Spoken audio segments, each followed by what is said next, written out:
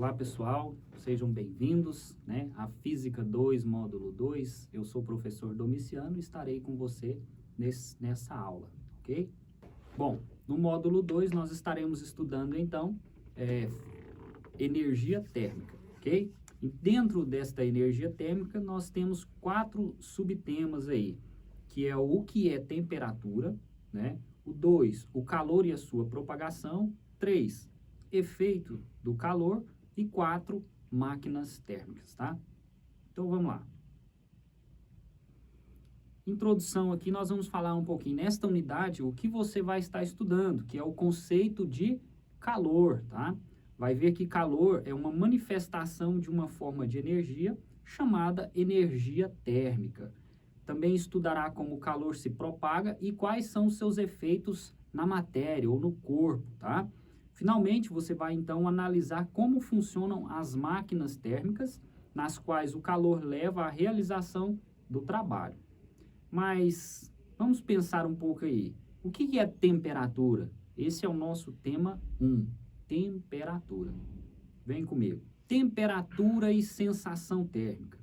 Em nosso dia a dia, o conceito de temperatura é associado à sensação térmica de quente e frio, o que pode gerar estimativas equivocadas de temperatura.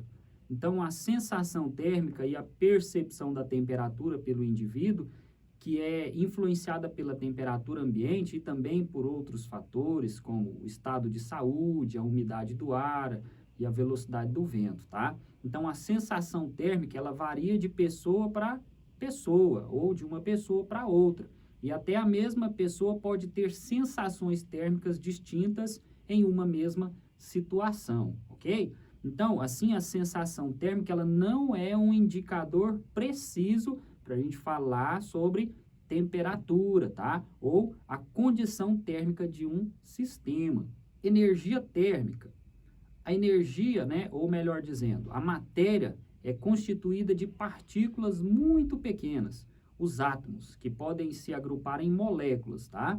Então, essas, por sua vez, estão em constante movimento e possuem, portanto, energia cinética. Lembra quando nós estudamos energia cinética, que está relacionada ao movimento? Então, esses átomos, eles se movimentam. Então, a energia térmica está relacionada também ao movimento. Portanto, a energia térmica e a energia cinética do movimento dos átomos e moléculas é que constituem um corpo, tá? Então, a temperatura de um objeto, presta bem atenção, a temperatura de um objeto é uma medida do seu estado térmico, ou a medida da agitação dessas moléculas, tá? Quanto mais alta a temperatura, mais intenso é o movimento dessas partículas. Quanto mais baixa a temperatura, menor é o movimento das partículas, ok? Então, tem 2 ilustrações aí para você, representando esses átomos dentro de um cubo. Nós podemos ver que no primeiro eles estão um pouco afastados, E já no segundo eles estão bem agrupados, bem agitados. Isso indica que a temperatura desse material é maior do que no primeiro caso. Para onde vai o calor? É possível perceber que quando 2 corpos com temperaturas diferentes são postos em contato, o objeto que possui temperatura mais alta, ele esfria, enquanto aquele que possui temperatura mais baixa, ele esquenta, até ambos ficarem a uma mesma temperatura, Ou seja, em um equilíbrio térmico, tá? Então, se você pegar aí um material, um refrigerante natural, você coloca ele onde? Dentro da geladeira, e com o passar do tempo, aquele refrigerante, ele não está à mesma temperatura dos demais objetos que estão dentro da geladeira? Sim, então ele entrou em equilíbrio térmico, tá? Olha aí, atividade 2. Quanto mais agitado, mais espaçoso. Você já reparou que quanto mais as pessoas se movimentam, mais espaço elas ocupam? O mesmo acontece com os átomos e moléculas. Pensando nisso, explique por que os objetos se dilatam ao serem aquecidos e se contraem ao serem resfriados. Lembra que nós falamos que quanto maior o estado de agitação dessas moléculas, maior será a temperatura desse objeto? Você já percebeu também que nas construções, que nas nossas casas, né, as cerâmicas, elas são espaçadas, né? Elas não são colocadas bem próximo uma das outras, mas elas deixam um espaço entre elas por conta da variação da temperatura ambiente, né? Um dia quente, um dia frio. Então, esse objeto, esse material, essa cerâmica, elas são constituídas de quê? De moléculas, de átomos. E esses átomos, eles também se agitam, tá? Então, quanto maior a temperatura, maior o espaço ocupado por eles. Então, aquela cerâmica, ela vai sofrer uma dilatação. Você já percebeu também, né, os trilhos do trem de ferro?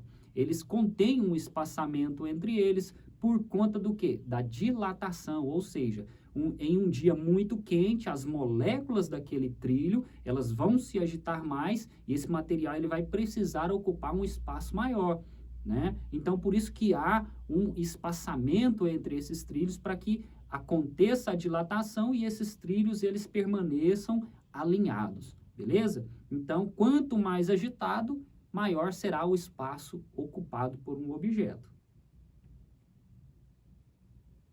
Medindo a temperatura. Lembra que eu falei para você que a sensação térmica, né? O nosso tato, ele não é um bom medidor de temperatura? Nós podemos enganar facilmente, tá? Então, para medir a temperatura, nós temos equipamentos certos, tá? Então, para minimizar esses erros e imprecisões da sensação térmica na medida da temperatura de um sistema, foram desenvolvidos instrumentos chamados termômetros.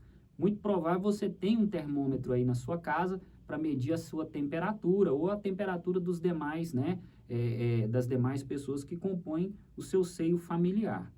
Vários termômetros utilizam uma escala termométrica que é definida com base em dois importantes fenômenos: a fusão, que é o ponto de derretimento do gelo, e a ebulição, tá? Que é o ponto de fervura da água, isso ao nível do mar, ok? Então, esses termômetros, eles são baseados nesses dois pontos, fusão e ebulição. As escalas, tá? Existem 3 escalas de temperatura que são mais utilizadas. Aqui no Brasil, no nosso país, na nossa cidade, né? Na cidade que você está, é o quê? Celsius. A temperatura ela é medida em grau Celsius, tá? Que é representado pelo C, ou centígrado, mais difundido no mundo em todo e amplamente utilizada no Brasil. Uma outra escala termométrica que nós vamos encontrar é o Kelvin, tá? Ela é utilizada principalmente pelos cientistas. E uma terceira escala termométrica é o Fahrenheit, utilizada em países de língua inglesa, como Estados Unidos, Austrália e também Inglaterra. Eu trouxe aqui para você, tá, as escalas termométricas, né, e o seu ponto de fusão e ebulição. Então, o grau Celsius, fusão dele, 0, tá? E o ponto de ebulição, que é onde a água ferve, seria 100 graus. Já em Fahrenheit, o ponto de fusão é 32 e o ponto de ebulição, 212. Na escala Kelvin, né, o ponto de fusão, que é o de gelo, 273 e o ponto de ebulição, 373, ok? O 0 Kelvin. Como a temperatura de um corpo ela está associada ao movimento de suas moléculas, se toda a energia cinética delas fosse retirada, elas permaneceriam paradas. Então, esse corpo ele teria a menor temperatura possível. Essa temperatura, na prática, ela não é atingida, tá? Então, isso é só na teoria, beleza? Nos cálculos. Mas na qual as moléculas elas permanecem paradas corresponde a 0 K, ou 0 Kelvin, ou zero absoluto, que a gente chama. Por isso, na escala Kelvin, não existem valores negativos. Eu trouxe aqui a imagem, você tem a imagem também no seu material didático, que você deve pegar esse material, fazer o uso desse material, fazer a leitura, explorar, beleza? Então, explore bem esse material que é disponível para você aí, tá? Então, você vai perceber que tem as 3 escalas, tá? A Kelvin, a Celsius e a Fahrenheit, a representação do ponto de ebulição, né, e do ponto de fusão de cada uma. E logo abaixo nós vamos ver a representação do 0 absoluto, tá? Aqui o 0 Kelvin, né? Na escala Celsius seria menos 273,15 graus Celsius. Nossa, uma temperatura super, hiper, extremamente baixa, né? Impossível, então, aí da gente chegar.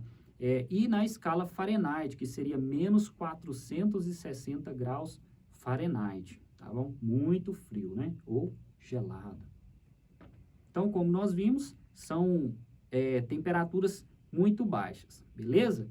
Como eu falei, você tem essa escala disponível no seu material, faça uso desse material, a leitura, tá? E nós encerramos aqui o tema 1 e te espero na próxima aula, beleza?